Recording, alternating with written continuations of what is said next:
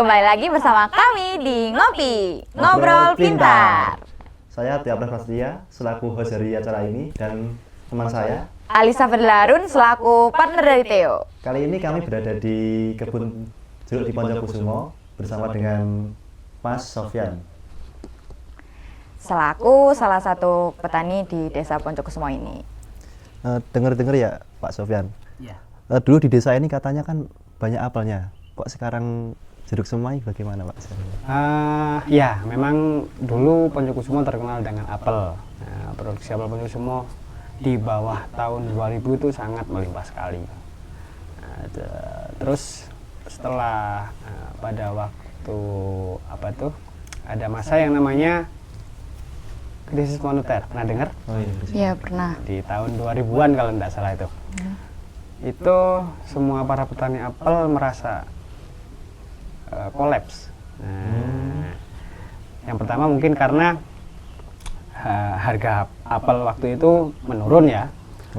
Harga apel menurun, terus biaya perawatannya pun juga relatif mahal waktu itu. Jadi obat-obat pestisida, pupuk-pupuk mengalami peningkatan harga yang sangat luar biasa. Maka banyak petani yang beralih. Nah, belum langsung ke jeruk, tapi mereka banyak yang nanam tebu, ada yang nanam sayur juga sebagai pengganti Dari apel atau tersebut. pendukung apel itu tadi. Dan juga meskipun waktu itu masih banyak petani yang masih bertahan dengan apel. Tuh, sampai sekarang pun masih ada, cuman hanya mungkin sisa 10% dari populasi apel zaman dahulu sebelum 2000. 2000 gitu ya. Seberapa besar sih Pak pengaruh perkebunan jeruk ini bagi warga desa? Kalau petani jeruk, orang lain petani jeruk itu sangat berpengaruh ya mungkin ya. Setelah perpindahan dari apel, sayur, terus mereka menemukan jeruk sebagai pengganti apel, itu sangat berpengaruh, sangat besar pengaruhnya. Terbukti banyak petani-petani yang mulai bangkit lagi dari keterpurukan setelah turunnya harga apel atau apel sudah tak lagi banyak di sini. Jadi penyokongnya gitu Pak ya, penggantinya. Boleh tahu Pak, ini apa yang di desa Poncokusumo ini biasanya nanam jeruknya itu jeruk yang Jenis apa gitu Pak ya? Iya. Oh ya. Jadi yang banyak dibudidayakan di sini itu jeruk jenisnya jeruk keprok, jeruk siem, jeruk keprok. Yang banyak jeruk siem, ada siem madu dan ada siem siem Pontianak. Nah, ada siem madu dan siem Pontianak yang banyak. Tuh. Jeruk siem itu yang kayak gimana ya Pak? Jeruk siem itu jeruknya dikupas Mas ya cara dikupas sih kalau makan. Oh iya iya. Kalau makan dikupas dulu. Pasti dikupas Pak ya. Mungkin kita makan langsung sama kulitnya. Jadi Perbedaannya mungkin dari sama jeruk-jeruk yang lain jeruk gitu loh Pak. keprok itu tadi. sama kalau Oh, jeruk sama. keprok sama. Jeruk yang beda tuh ada yang namanya jeruk iris. Nah, ada yang kalau Mas dan Mbak tahu biasanya orang jualan jeruk peres. Iya. Nah, Iya. itu kan jeruknya diiris terus diperes gitu. Itu biasanya jenis jeruk Java gitu. Itu kelebihan jeruk apa keprok ini dari jeruk yang lain apa Pak? Mungkin rasanya yang lebih Jeruk dominan siam ya. mana? Kalau jeruk siam kelebihannya ini diproduksi Mas biasanya Mas. Nah, produksi jeruk siam ini sangat banyak sekali. Jadi bisa dibilang tanaman sepanjang tahun. Oh seperti itu ya. Nah, bisa dibilang berbuah sepanjang tahun. Tuh. Jadi setiap bulan bisa panen. Bisa panen ya. jeruk. Bisa dilakukan panen jeruk. Tuh. Tapi ada masa mungkin 3 bulan atau 4 bulan itu mereka masa istirahat dari panen itu ya mungkin ya untuk memunculkan tunas baru mungkin gitu. Jadi selama 3 bulan atau 4 bulan itu dia nggak panen. Tapi setelah 4 bulan nanti panen lagi. Tuh. Untuk perawatannya sendiri Pak, kira-kira lumayan sulit apa bagaimana Pak? Perawatannya kalau menurut saya sih ya dan menurut cerita orang-orang zaman dahulu itu relatif mudah daripada merawat apel. Apel itu. Karena tantangan merawat apel pun juga sulit. Kalau apel dulu ketika ada hujan malam, nah malam hari turun hujan, Terus waktu pohon apel itu berbunga, kalau kita nggak antisipasi dengan pestisida yang pas atau obat yang pas, itu kebanyakan bunganya akan gugur, nggak jadi buah. Tapi kalau jeruk enggak, meskipun kena hujan malam 24 jam hujan aman untuk buahnya. Yang sulit itu mengendalikan hama yang namanya lalat buah. Nah, jadi musuh utamanya itu hama-hama seperti lalat buah, terus trip, ada juga yang namanya kutu kebul. Itu kalau penggunaan pestisida yang kurang pas, hama itu nggak akan pergi. Itu sih tantangannya. Kalau ini panennya Pak, panennya tuh biasanya panen raya kayak gitu, itu biasanya di bulan apa Pak? Panen raya sekarang bulan Mei. Sekarang Mei, ya. Mei. Biasanya di bulan 6, 7 itu produksi jeruk di Bonjokusumo banyak sekali. Nggak hanya di Bonjokusumo sih, di daerah lain juga banyak. Di bulan ini pun kemarin informasi dari daerah timur seperti Jember, Banyuwangi itu banyak yang datang jeruknya. Tuh. Biasanya setelah Panen, terus habis itu kebanyakan itu dikonsumsi sendiri atau dikirim ke antar kota gitu Pak, apa gimana? Biasanya itu petani dijual ke pengepul atau bakul. Ya. Nah, bakul jeruk, pengepul jeruk. Nah, bakul ini nanti jualnya ke luar kota kebanyakan. Karena apa? Karena harga di luar kota lebih tinggi daripada harga di daerah Malang sendiri. Tuh. Ada kalau mau ke luar pulau pun malah lebih naik lagi harganya. Tuh. Kan di daerah Malang sini ya harga 7.000 katakan per kilo. Kalau dibawa ke luar kota bisa sampai 9.000, 10.000. Tuh. Kalau mau keluar pulau malah bisa sampai 15. Tuh. Jadi tergantung bakulnya mau dibawa kemana. Ngomong-ngomong soal harga tadi Pak ya, kalau semisal harga jeruk turun itu bagaimana Bapak mengatasinya? Atau gagal panen gitu? Kalau gagal panen sih jarang terjadi Mas ya. Untuk tanaman jeruk ini jarang terjadi. Kalau harga murah itu ya sudah, ya kita sebagai petani nggak bisa ngapa-ngapain. Karena apa? Karena di samping kita ngurusin tanamannya, mau jual sendiri pun juga sulit ya, juga susah.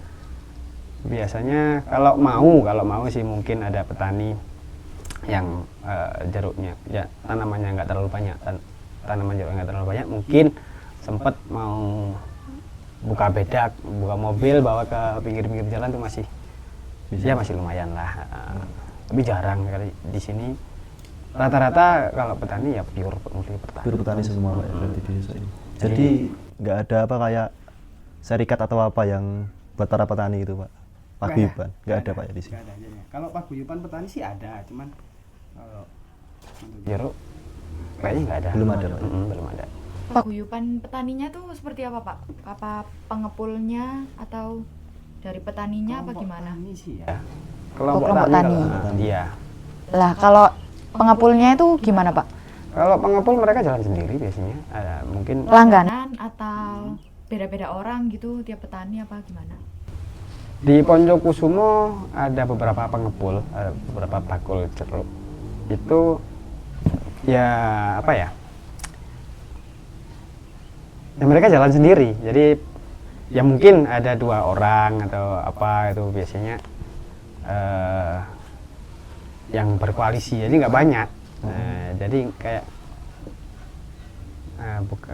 kalau apa tuh apa namanya, kalau semacam apa Mas tadi bilang Serikat gitu Pak? serikat nggak ada kayaknya, mungkin keterikatan mereka sama pasar. Terus apa lagi ya, itu pengepulnya dari Bonjokusumo semua apa ada yang dari luar gitu Pak? ada dari luar, ada Ada. dari Bonjokusumo juga banyak. Oh banyak juga. Terus Tantangannya ini Pak, apa dari Bapak menanam dari awal menanam sampai panen itu tantangannya apa Pak? yang pernah Bapak alami? Tantangannya harga pupuk, yang pertama harga pupuk mahal. Iya. Pernah kemarin waktu perang Ukraina sama Rusia itu Iya. itu sempat harga pupuk melambung. Jadi pupuk yang biasa digunakan harga 180 per karung itu bisa naik 2 kali lipat, jadi 300 lebih pokoknya. Itu terus lama-kelamaan juga turun lagi. Dan tantangan yang pasti hama ya, hama kayak tadi trip, kutu kebul, terus sama apa lalat buah itu. Ada jamur-jamur juga yang nyerang juga. Jadi mungkin perawatan intensif itu perlu dilakukan ya ketika untuk menanggulangi itulah ya. Tuh, tapi kan kita nggak tahu hama ini muncul dari mana. Mungkin bisa jadi dari kebun sebelah yang nggak terawat. Jadi cuaca juga. Cuaca Pak. juga Iya. bisa. Kalau hujan malah kadang ada yang namanya, kalau pernah dengar bunupas. Nah itu nyerangnya di pohon. Pohonnya nanti tiba-tiba kering gitu, mati. Satu batang kering, tapi yang lain masih aman. Tuh, itu sih tantangan lebih ke Hama gitu Pak. Untuk soal pupuk tadi yang harganya naik Pak, bagaimana solusi Bapak dan petani-petani lain-lain? Kalau saya pribadi, ya mau gimana lagi, kalau waktunya mupuk ya harus mupuk. Harus mupuk ya, beli, mau. Biasanya satu lahan Itu butuh berapa pupuk, Pak? Macam-macam ya, tergantung jumlah pohonnya berapa, terus umur pohonnya berapa tahun gitu. Kalau masih baru nanam nggak terlalu banyak, 1 tahun mungkin hanya butuh 1,5 kilo sampai 1 kilo per pohon. Terus kalau mau masuk masa generatif atau masa pembuahan, itu lebih ditingkatkan lagi. Bisa jadi 1 tahun 1 pohon itu mengkonsumsi 2 kilo atau 3 kilo, bisa lebih juga, tergantung petaninya masing-masing, biasanya gitu. Jadi umurnya beda-beda ya, Pak, pohonnya? Kan kalau kayak gini kan kelihatannya kan sama, Pak. Sama kayak bentuknya gitu, tingginya sama, tapi umurnya beda-beda. Biasanya kalau satu lahan itu umurnya sama. Jadi nanam itu bareng. Mungkin selisih sehari 2 hari. Itu untuk satu lahan. Untuk lahan yang lain kan beda lagi. Nggak sama itu. Bisa jadi di sini masih baru nanam, di sebelah sana udah panen di lahan lain. Tuh, jadi ya itu tadi untuk pemupukan menyesuaikan umur pohonnya tersebut dan jumlah pohonnya satu lahan. Tuh. Ngomong-ngomong soal panen Pak ya, kira-kira kalau sekali panen itu berapa ton Pak di sini? Tergantung jumlah pohonnya juga, Mas. Tergantung jumlah pohonnya juga. Nah, tergantung jumlah pohonnya. Kalau Bapak sendiri? Kalau saya satu lahan yang saya tanami itu ada 100 pohon. Itu sekarang umur 4 tahun. Itu masih sedikit produksinya. 1 tahun itu masih ketemu 3 ton kalau nggak salah tahun kemarin itu. 3 ton Pak. Jadi untuk normalnya biasanya 1 pohon itu 50 kilo. Nah, bisa menghasilkan buah 50 kilo untuk 1 tahunnya. Normalnya sih gitu. Terus bagaimana tanggapan dengan anak-anak muda di desa ini Pak tentang perawatan kebun ini? Banyak sih sekarang anak-anak muda yang jadi petani. Tertarik sama Pak? Banyak yang tertarik jadi petani. Termasuk saya juga masih muda loh, Mas. Iya, Pak. Iya. Jadi banyak mereka yang lebih memilih bertani ketimbang kerja di luar. Mungkin karena yang pertama mungkin orang tuanya juga petani, banyak kebunnya banyak, terus daripada menambah orang dari luar, nambah pegawai, nambah pekerja, anaknya diajak ke kebun juga. Atau mungkin seperti saya punya lahan, terus dulu almarhum bapak sudah nggak ada, jadi daripada lahan ini dibiarkan gitu aja atau mungkin disewakan, saya lebih tertarik untuk mencoba bertani karena saya hidup dulu juga dari petani juga. Tuh. Jadi banyak anak muda sekarang jadi petani. Alhamdulillah anak Pojok Sumo petani muda banyak sekali. Jadi menanggapi dengan positif ya semua Pak. Kira-kira. Pastinya iya. Untuk bapaknya sendiri di sini apa hanya petani jeruk atau ada yang lain Pak kayak sayur-sayuran gitu? Sementara ya saya petani jeruk saja. Jeruk saja. Ya kadangkala mungkin pengen nanam sayur-sayuran nggak menutup kemungkinan. Seperti kemarin saya pernah nanam cabai juga pernah gitu, nanam buncis juga pernah. Kalau orang di sini nyebutnya ucet, nah, jadi kalau di luaran nyebutnya buncis. Buncis, ya. Jadi sayur mayur lah, sama kayak petani yang lain juga. Mungkin ketika baru nanam pohon, baru nanam jeruk, kan masih kecil ya, masih belum kayak gini pohonnya. Jadi di bawah umur 2 tahun itu di sela-sela antara jeruk satu dengan jeruk yang lain biasanya masih diisi dengan sayur-sayuran itu tadi, kayak mungkin cabai, terus ada lagi sawi, apa, kubis, kol, macam-macam. Itu sih. Mungkin ini Pak, apa Bapak punya inovasi ke depannya buat apa agar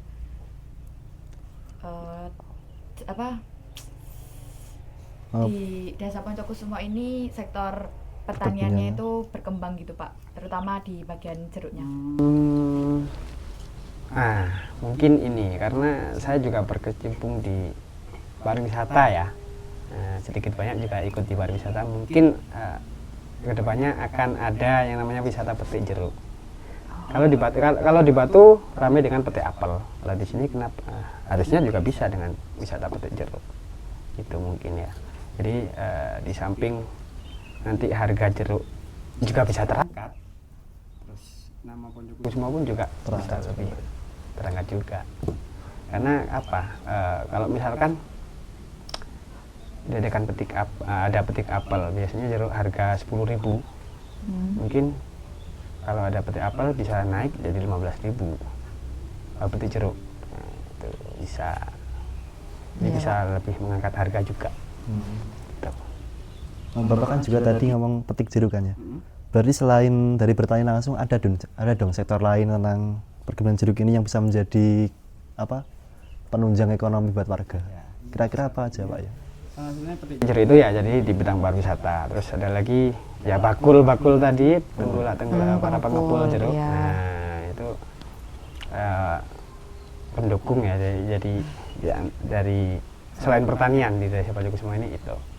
Jadi ada wisata, ada pengepul juga atau pedagang jeruk itu.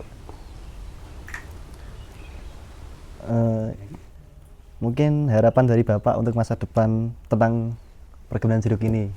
Harapannya ya semoga petani jeruk Poncokusumo sukses semuanya ya. Amin. Termasuk saya juga. Karena saya juga petani. Ya itu sih, semoga semakin kompak para petani jeruk Poncokusumo. Jadi misalkan ada temannya yang nggak tahu ini obatnya dikasih apa, pesisiannya dikasih apa, bisa tanya. Nah, itu bentuk kekompakan kita sebagai petani. Jadi saling sharing lah untuk perawatan jeruk. Dan harapannya semoga harga jeruk tetap stabil di angka yang tinggi. Kalau dulu pernah sampai harga 25.000 per kilo. Dulu sebelum populasi jeruk semakin banyak kayak ini. Di bawah tahun 2020 itu sempat harga jeruk 25.000 per kilo.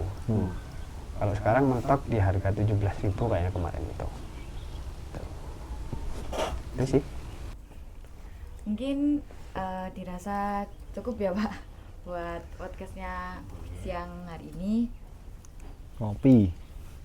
Ya, ngopi. Ya, kopi udah minum. Oh iya Pak, ngopi Pak.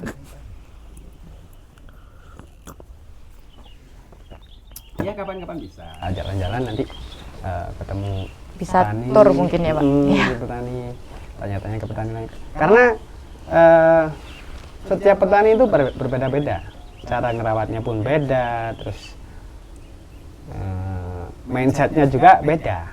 Gitu. Jadi pola pikir untuk merawat jeruk ini macam-macam, tergantung si petaninya itu juga. Jadi Mas dan Mbak biar tahu nggak hanya pola perawatan seperti yang saya jelaskan saja yang ada di banyak semua, masih banyak. Masih banyak. Kayak kalau masnya lihat pohon jeruk yang pendek, nah, itu perawatannya Juga berbeda. berbeda. Itu sih. Gitu. Kalau mau jalan-jalan silahkan. Oh iya Pak. Ya mungkin habis ini ya Pak. Ini sudah mulai matang ini. Oh sudah bisa dipetik Pak ya? Sudah bisa. Adalah yang bisa dipetik. Ya. Oke. Cukup sekian ngobrol pintar dengan Bersama- Mas Sofyan. Saya selaku host Alisa Fadla Harun Saya Tio Mas Prasetya. pamit undur diri. Saya juga Dadah. Sofyan. Oh iya. Masa ya saya ditinggal di sini. Iya, Pak. Pamit undur diri. Sekian. Nantikan podcast Ngopi selanjutnya. Dadah.